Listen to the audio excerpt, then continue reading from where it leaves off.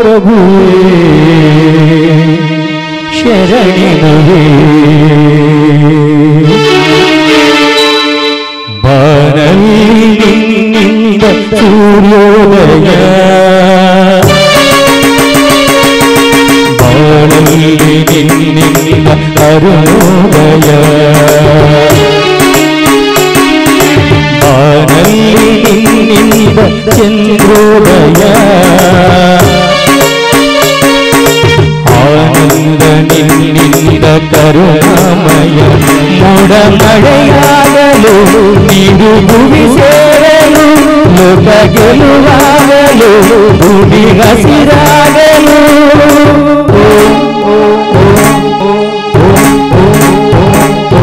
ನೀ ಕಾರಣನು ದೇವಾ ಬಾನಲ್ಲಿ ನಿನ್ನಿಂದ ಸೂರ್ಯೋದಯ ಬಾಳಲ್ಲಿ ನಿನ್ನಿಂದ ಅರುಣೋದಯ ಅರುಣೋದಯ ಅರುಣೋದಯ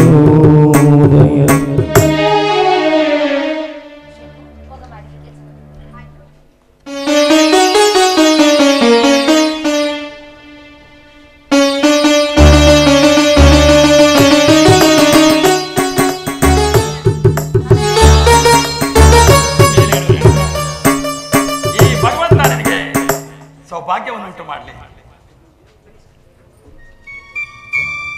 ಅಂದಾಗೆ ರಘುವೀರೇನು ಬರ್ಲಿಲ್ವ ರೇಣುಕ? ಹಗಲು ರಾತ್ರಿ ಎನ್ಲಾತೆ ವರ್ಕ್ ಶಾಪ್ನಲ್ಲಿ ಈ ಸಂಸಾರಕ್ಕೋಸ್ಕರ ಇನ್ನೂ ಅದೆಷ್ಟು ದಿನ ಕಷ್ಟಪಡಬೇಕಾಗಿದೆಯೋ? ನಿಜ ರೇಣುಕ, ರಘುವೀರ್ ತನ್ನ ಶ್ರಮದ ಬೆವರು ಸುರಿಸಿ ಹಣ ಸಂಪಾದಿಸ್ತಾ ಇದ್ರೆ ದಿಲೀಪನ ವಿದ್ಯಾಭ್ಯಾಸ ಕುಂಠಿತವಾಗಿ ಅಣ್ಣನ ಶಿಕ್ಷಣಕ್ಕಾಗಿ ಅವಿಶ್ರಾಂತವಾಗಿ ದುಡಿಯುತ್ತಿರುವ ನನ್ನ ಮಗ ನಿಜಕ್ಕೂ ಆದರ್ಶಬದ್ಧವಾಗಿದ್ದಾನೆ ಕಣೆ. ಅಪ್ಪ ಅಮ್ಮ, ನನಗೆ ಪರೀಕ್ಷೆಯಲ್ಲಿ ಫಸ್ಟ್ ಕ್ಲಾಸ್ ಸಿಕ್ತು, ಆಶೀರ್ವಾದ ಮಾಡಿ. ಸದಾ ಆಶೀರ್ವಾದ ನಿಮ್ಮ ಮೇಲೆ.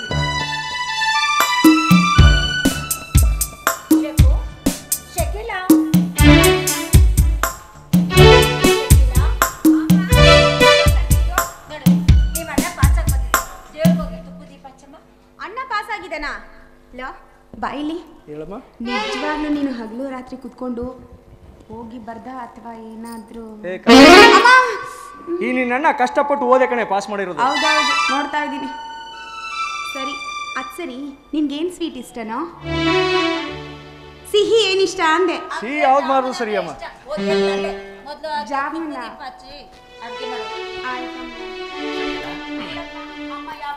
ಓಲಿ ಹೋಗಮ್ಮ, ಸಿಹಿ ಅಡುಗೆ ಮಾಡೋಗಮ್ಮ. ಅಮ್ಮ ಈಗ ಬಂದ್ಯಾ? ಹೌದಮ್ಮ. ಬಾಪ ನೋಡು, ನಿಮ್ಮಣ್ಣ ಪಾಸ್ ಬಂದಿದ್ದಾನೆ. ಅಣ್ಣ ಯಾವ ಕ್ಲಾಸಲ್ಲಿ ಪಾಸ್ ಆದಣ್ಣ? ರಘು, ಈ ನಿನ್ನ ಅಣ್ಣನ ಜೀವನದಲ್ಲಿ ಯಾವ ಪರೀಕ್ಷೆಯಲ್ಲೂ ಅಪಜಯ ಎಂಬುದೇ ಇಲ್ಲ ಕಣೋ. ಅಪ್ಪ ಅಮ್ಮನ ಆಶೀರ್ವಾದದಿಂದ ಫಸ್ಟ್ ಕ್ಲಾಸ್ ಪಾಸ್ ಆಗಿದ್ದೀನಿ. ಹಾಗಾದ್ರೆ ಇನ್ನೊಂದು 2 ವರ್ಷ ಅಭ್ಯಾಸನ ಮುಂದುವರಿಸಿ ಎಮ್ಮೆನೋ ಮುಗಿಸ್ಬಿಡೋಣ. ಬೇಡ ರಘು, ಬೇಡ. ಇನ್ನು ಮುಂದೆ ನಾನು ಹೆಚ್ಚಿನ ತೊಂದರೆಯನ್ನ ಅಪ್ಪ ಅಮ್ಮನಿಗೆ ಕೊಡೋದಕ್ಕೆ ಇಷ್ಟಪಡಲಾರೆ. ನನ್ನ ಶಿಕ್ಷಣಕ್ಕಾಗಿ ಪರಿಶ್ರಮ ಪಟ್ಟಿರುವ ಅವರ ಋಣಭಾರವನ್ನು ಇಳಿಸಲು ಯಾವುದಾದ್ರೂ ನೌಕರಿ ನೋಡ್ಕೊಂಡು ಕೆಲಸಕ್ಕೆ ಹೋಗ್ಬೇಕು ಅಂತ ತೀರ್ಮಾನ ಮಾಡಿದ್ದೀನಿ. ನಿನ್ನ ತಾಯಿಯಾಗಿ ನಾನು ನಿನ್ನ ಹತ್ರ ಒಂದು ಮಾತು ಕೇಳ್ತೀನಿ, ನನ್ನ ಮಾತನ್ನು ನಡೆಸ್ಕೊಡ್ತೀನಿ. ಅದೇನು ಅಂತ ಕೇಳಮ್ಮ, ಖಂಡಿತವಾಗ್ಲೂ ನಡೆಸ್ಕೊಡ್ತೀನಿ. ಏನಿಲ್ಲಪ್ಪ, ಇಷ್ಟು ದಿವಸ ಈ ಸಂಸಾರಗೋಸ್ಕರ, ನೀನು ಓದ್ಗೋಸ್ಕರ ನಿನ್ನ ತಮ್ಮ ಹಗಲು ರಾತ್ರಿ ಎನ್ಲಾರ್ದೆ ವರ್ಕ್ ಶಾಪ್ನಲ್ಲಿ ಕಷ್ಟಪಟ್ಟು ದುಡ್ಡು ಈ ಮನೇನೂ ನಡೆಸಿದ್ದಾನೆ. ನಿನ್ನ ವಿದ್ಯಾಭ್ಯಾಸಕ್ಕೂ ಸಹಾಯ ಮಾಡಿದ್ದಾನೆ. ಅರ್ಥದಲ್ಲಿ ನಿಂತಿರೋ ಅವನು ವಿದ್ಯಾಭ್ಯಾಸಕ್ಕೆ ಹಣ ಸಹಾಯ ಮಾಡ್ತೀನಿ ಅಂತ ನನಗೆ ಮಾತು ಕೊಡು. ಅಮ್ಮ, ಅದ್ಯಾವ ಸಂಶಯದ ವಿಷ ಶಬ್ದ ನುಡಿಯುತ್ತಿರುವೆ ಅಮ್ಮ ನಿನ್ನ ಬಾಯಿಂದ? ಪವಿತ್ರ ತಂದೆಯ ರಕ್ತದಿಂದ ದಿಸಿ ನಿನ್ನ ಪುಣ್ಯ ಉದರದಲ್ಲಿ ಬೆಳೆದ ಈ ಸತ್ಕುಮಾರನಲ್ಲಿ ಅದ್ಯಾವ ಅಧರ್ಮದ ಕುಂದು ಕಂಡು ನುಡಿತಿರುವೆ ಅಮ್ಮ ಇಂಥ ಮಾತನ್ನ? ಅಮ್ಮ, ಈ ನನ್ನ ತಮ್ಮನಿಗೆ ಕೇಡು ಬಗೆಯುವೆನೆಂಬ ಅನುಮಾನ ನಿನ್ನಲ್ಲಿ ಬಂದು ಆದರೆ ನಿನ್ನ ಪಾದ ಮುಟ್ಟಿ ಆಣೆ ಮಾಡಿ ಹೇಳ್ತೀನಮ್ಮ. ಈ ನನ್ನ ತಮ್ಮನಿಗೆ ನಾನು ಎಂದೆಂದು ಕೇಡು ಬಗೆಯುವುದಿಲ್ಲಮ್ಮ. ಈ ಮಾತು ಸತ್ಯ ತಾನೆ? ಸತ್ಯ ಅಮ್ಮ, ನಿಜವಾಗಿ ಸತ್ಯ. ರೇಣುಕಾ, ಸುಮ್ಮನೆ ಯಾಕೆ ಪೀಡಿಸ್ತೀಯಾ ನನ್ನ ಮಗನನ್ನ? ಕೊಟ್ಟ ಮಾತಿಗೆ ತಪ್ಪಿ ನಡೆಯುವನ ಕೆಟ್ಟ ದುರ್ಬುದ್ಧಿ ಮಗನಲ್ಲ ಈ ನನ್ನ ಮಗ ದಿಲೀಪ. ಅದು ಅಲ್ಲದೆ ತನ್ನ ತಮ್ಮ ಹಾಗೂ ತಂಗಿಯ ಭವಿಷ್ಯದ ಚಿಂತನೆಯನ್ನ ನಮಗಿಂತ ಮುಂಚಿತವಾಗಿ ಇವನೇ ನಿರ್ವಹಿಸ್ತಿರಬೇಕು. ಇನ್ನು ತುತ್ತು ಕೂಳಿನವರಾದ ನಮಗೇಕೆ ಬೇಕು ಈ ಕಾರುಬಾರು? ಬಾಯಿ ಮುಚ್ಚಿ ನಿಲ್ಬಾರ್ದೇನೆ. ಹಾಗಲ್ಲ, ಮುದ್ದಾದ 3 ಮಕ್ಳನ್ನ ಪಡ್ಕೊಂಡಿದ್ದೀವಿ. ನನ್ನ ಗಂಡು ಮಕ್ಳು ಚೆನ್ನಾಗಿ ಓದ್ಬೇಕು, ಒಳ್ಳೆ ಕೆಲ್ಸಕ್ಕೆ ಸೇರ್ಬೇಕು, ನನ್ನ ಮಗಳು ಒಳ್ಳೆ ಮನೆ ಸೊಸೆಯಾಗಿ ಹೋಗ್ಬೇಕಂತ ಆಸೆ ಪಡೋದು ತಪ್ಪಿಲ್ಲ. Hello Dilip. Hello Ranjan. Congratulation ಕಣಯ್ಯ, ಅಂತೂ ಫಸ್ಟ್ ಕ್ಲಾಸ್ ಹೊರಬಿಟ್ಟಿಯಲ್ಲೋ. ಎಲ್ಲ ಹಿರಿಯರ ಆಶೀರ್ವಾದ ಹಾಗೂ ಆ ದೇವರ ಕೃಪೆ. ರೇಣುಕಾ, ಅಪರೂಪವಾಗಿ ರಂಜನ್ ಬಂದಿದ್ದಾನೆ. ಸಚಿಲಿಂದ ಹೋಗಿ ಕಾಪು ಮಾಡುವಂತೆ. ಅಂಕಲ್, ನಾನೀಗ ಕಾಫಿ ಕುಡಿಯೋದಕ್ಕೆ ಬಂದಿಲ್ಲ. ನಿಮ್ಮ ಮಗ ಫಸ್ಟ್ ಕ್ಲಾಸ್ ಪಾಸ್ ಮಾಡಿದಾನಲ್ಲ, ಅದಕ್ಕೆ ಸಿಹಿ ಕೇಳುವಂತ ಇದ್ದೀನಿ. ಫಸ್ಟ್ ಕ್ಲಾಸ್ ನಲ್ಲಿ ಪಾಸ್ ಆದ ಮಗನೇ ಬರೀ ಕೈ ಬೀಸುತ್ತಾ ಬಂದಿರುವಾಗ ಇನ್ನು ನಾವೆಲ್ಲಿಂದ ತರಬೇಕಪ್ಪ ಸಿಹಿಯನ್ನ? ಅಪ್ಪ, ಸಿಹಿ ಕೊಡೋದು ಪಾಸ್ ಆದವರ ಕರ್ತವ್ಯ ಅಲ್ಲ, ಪಾಸ್ ಆಗುವಂತ ಮಕ್ಕಳನ್ನೆತ್ತ ನಿಮ್ಮ ಕರ್ತವ್ಯ. ಅದಕ್ಕಾಗಿಯೇ ರಂಜನ್ ನಿಮ್ ಕೇಳ್ತಾ ಇರೋದು ಅಲ್ಲ ರಂಜನ್? ಹೌದು, ಅಂತೂ ಬಲು ಕುಸಾಗ್ರ ಬುದ್ಧಿ ನಮ್ಮ ರಘುವೀರಂದು. ಅಂಕಲ್, ನೀವೀಗ ಸಿಹಿ ಕೊಡೋದು ಬೇಡ, ಆದಷ್ಟು ಬೇಗ ದಿಲೀಪನ್ ಮದುವೆ ಊಟನಾದ್ರೂ ಹಾಕ್ಸ್ಬೋದ? ಹೌದು ರಂಜನ್, ಪದವೀಧರನಾದ ಅಣ್ಣನ್ಗೆ ಆದಷ್ಟು ಬೇಗ ಒಬ್ಳು ಪರಿಚಾರಕಿ ಬೇಕೇ ಬೇಕು. ಏ ರಘು, ಚಿಕ್ಕವನಾಗಿತ್ಕೊಂಡು ದೊಡ್ಡವ್ರ ತರ ಮಾತನಾಡಬೇಡ, ಸುಮ್ಮನೆ ಇರೋ. ಅವನ ಮೇಲೆ ಯಾಕೋ ರೇಗಾಡ್ತೀಯ? ಅವನು ಹೇಳ್ತಾ ಇರೋದು ಸತ್ಯ ತಾನೆ. ಹೊರಗಡೆಯಿಂದ ದುಡಿದು ಬಂದ ಗಂಡಸು ಮನೆಗೆ ಬಂದಾಗ ನೀರೋ ಕಾಫಿನ ಕೊಡೋದಕ್ಕೆ ಅಂತ ಪಕ್ಕದಲ್ಲಿ ಒಂದು ಎಣ್ಣೆ ಇರ್ಬೇಕಲ್ಲ. ಅಣ್ಣ, ಅತ್ತಿಗೆ ಬಂದು ನಿನ್ನ ಕೈ ಕಾಲ ಇಚ್ಚುತ್ತಾ ಕುಳಿತ್ರೆ ನಿನ್ಗೆ ಎಷ್ಟೇ ಶ್ರಮ ಆಗೋಗಿದ್ರು ಅದು ಕಡಿಮೆ ಆಗೋಗುತ್ತಪ್ಪ. ರಘು, ನೀನು ಸುಮ್ಮನೆ ಇರೋದಕ್ಕೆ ಏನ್ ಕೊಡ್ಬೇಕು ಅಂತೀನಿ. ಅಣ್ಣ, ನೀನ್ ನನ್ಗೆ ಏನು ಕೊಡ್ಬೇಡ ಅಣ್ಣ. ನೀ ಆದಷ್ಟು ಬೇಗ ಮದುವೆಯಾಗಿ ನಮ್ಮೆಲ್ರಿಗೂ ಒಳ್ಳೆ ಸಿಹಿ ಊಟ ಹಾಕೋರು ಅಷ್ಟೇ ಸಾಕು. ಸುಮ್ಮನೆ ಹೇಳ್ತೀಯ ಯಾ ಕೊಡ್ಲೋ? ಅಮ್ಮ ನೋಡಮ್ಮ, ಅಣ್ಣ ಒಳ್ಳೆ ಅಲ್ಲ ದಿಲೀಪ, ರಘು ಆಡೋ ಮಾತಲ್ಲಿ ಸತ್ಯ ಇದೆ. ಇವನ್ ಮೇಲೆ ಯಾಕೋ ಸಿಟ್ಟಾಗ್ತೀಯಾ? ಅಪ್ಪ, ಅಣ್ಣ ನನ್ನ ಮೇಲೆ ಸಿಟ್ಟು ಮಾಡ್ಕೊಂಡಿದ್ದು ಅದು ಕುತ್ತಿಗೆ ಮೇಲ್ಬಾಕಷ್ಟೇ.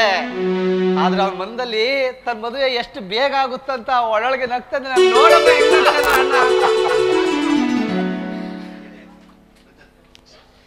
ಏನೇ ಆಗ್ಲಿ ವೆಂಕಮ್ಮನವ್ರೆ, ಆದಷ್ಟು ಬೇಗ ದಿಲೀಪನ ಒಂದು ಹುಡುಗಿನ ಗೊತ್ತು ಮಾಡ್ಬಿಡಿ.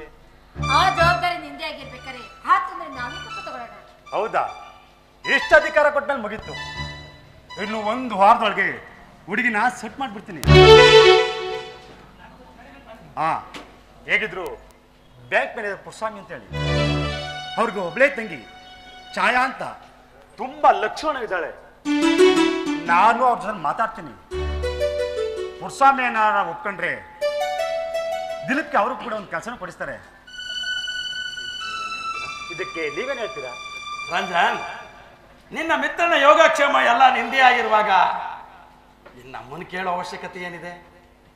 ಒಟ್ಟಿನಲ್ಲಿ ಹುಡುಗಿ ಒಳ್ಳೆ ಗುಣವಂತಿಯಾಗಿರಬೇಕು, ನಮ್ಮ ಮನೆಗೆ ಹೊಂದ್ಕೊಂಡು ಹೋಗ್ಬೇಕು ಅಷ್ಟೇ. ದಿಲೀಪ ಮಿತ್ರ, ವೆರಿ ವೆರಿ ಲಕ್ಕಿ ಕಣಯ್ಯ. ನೀನು ಸಮಾಚಾರ? ನಾನು ಬರ್ಲಾ? ಸರಿ ರಂಜನ್. ರಂಜನ್, ಬರ್ಲಾ? ಹೇಗಿದ್ರು ಸಿಹಿ ಅಡಿಗೆ ಆಗಿದೆ, ಒಂದೇ ಸಾರಿ ಊಟ ಮಾಡ್ಕೊಂಡು ಹೋಗಪ್ಪ. ಇಲ್ಲ, ಇನ್ನೊಂದು ಸಾರಿ ಬಂದಾಗ ಖಂಡಿತ ಮಾಡ್ತೀನಿ. ನಾನು ಬರ್ತೀನಿ. ಬರ್ಬೋದಾ? ಸರಿ. ಬರ್ಲಾ? ಸರಿ ಬಾರು. ಏನು ಅಡಿಗೆ ಮನೆ ಸೇರ್ಕೊಂಡು ಬಿಟ್ಟಲ್ಲ? ಅಡಿಗೆ ಆಯ್ತೋ ಇಲ್ವಾ ಶೇಖು? ಅಡಿಗೆ ಆಯ್ತಾ? ಯಾವಾಗ್ಲೂ ಬೈಯೋದಲ್ಲೇ ಇರೋ. ಅಪ್ಪ, ಅಡಿಗೆ ಎಲ್ಲ ಆರೋಗುತ್ತೆ, ಬನ್ನಿ ಎಲ್ಲರೂ ಊಟಕ್ಕೆ ಹೋಗೋಣ. ಸರಿ ಅಮ್ಮ, ನಿನ್ ಅಡಿಗೆ ಎಲ್ಲ ಮುಖ ತಯಾರಾಗಿದೆ. ಬರೀ ನಿನ್ ಮೂಗೇ ಕಾಣ್ತಾ ಇದೆ, ಕೋಪ ಮಾತ್ರ ಮೂಗನ್ ತುದಿನ ಹೇಳಿದೆ. ನಡಿ ಊಟ ಮಾಡಂತೆ. ಯಾಕೆ ರೇ?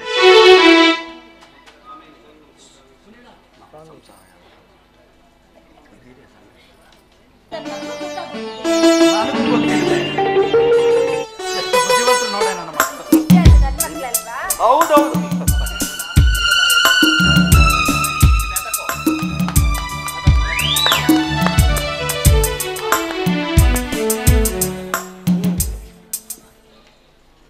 ಅಪ್ಪ ಈ ನಮ್ಮ ಸಂಸಾರ ಸಾಗರ